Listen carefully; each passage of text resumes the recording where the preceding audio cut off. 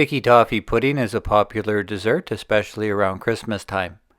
It is a moist date sponge cake served warm and covered in hot butterscotch sauce.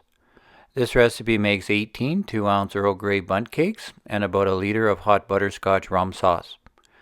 100% cane syrup and good quality rum make this sauce spectacular.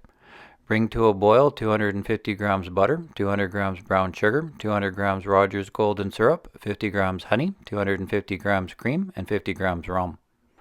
Simmer for a few minutes to make sure all the sugar is dissolved and strain.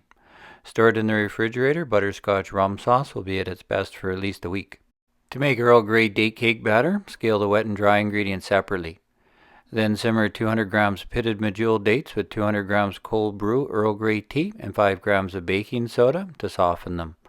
Next, mash the hot dates into a paste. Mix in 100 grams golden syrup, 100 grams melted butter, 100 grams whole milk, and 3 large eggs.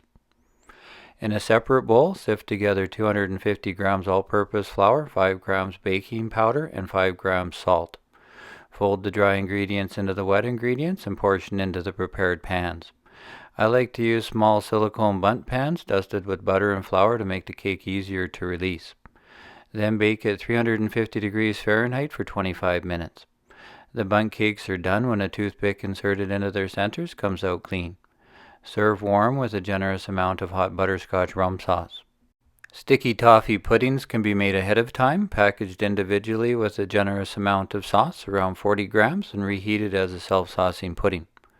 Using 5-ounce aluminum tins with plastic lids also makes these puddings easy to transport and give to friends.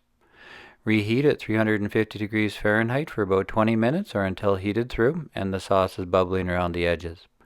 When cool enough to handle, invert onto a plate and serve. Stored in the refrigerator, the packaged puddings will last for several days or they freeze well.